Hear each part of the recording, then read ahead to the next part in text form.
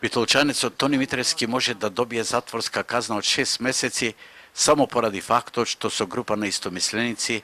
на јарболот на градското шеталиште во Битола, на кој одамна било извадено испокинатото македонско знаме, пред 1,5 месец решиле да постават ново државно знаме, но полицијата тоа го сватила како провокација и го спречила обидот и 5 минута ги спровела во полиција.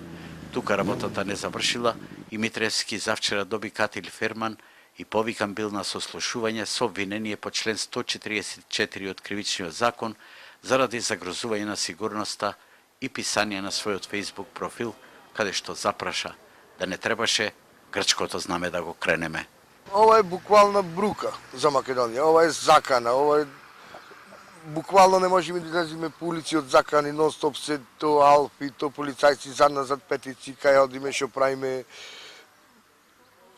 Не знам како да го објаснам ова. Значи, ова е стварно срамота за ова парче земја што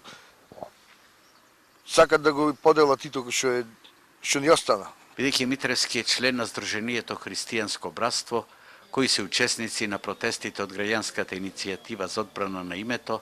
оттаму сметаат дека ова е само еден од многуте притисоци и обиди за заплашување на граѓаните што секоја недела протестираат на плоштадот Магнолија во Битола. Историјата не учи дека за истакнување на државното знаме се доделувале ордени, но сега видовме дека се смена ситуацијата и за истакнување на државното знаме сега можеш да добиеш и кривична пријава. Јас се плашам дека како што истекува времето на оваа влада, ваквите притисоци, ваквите ситуации како со Тони Митревски ќе станат се почести и почести, но тоа се надевам и не се надевам, туку сум сигурен дека тоа нема да го поколеба македонскиот народ и нема да го уништи македонскиот борбен дух. Како ќе заврши овој бизарен случај допрва ќе видиме,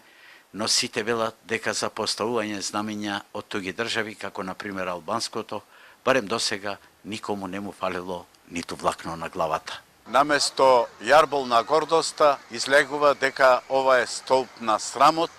и заради македонското знаме може да се заработи дури и затворска казна.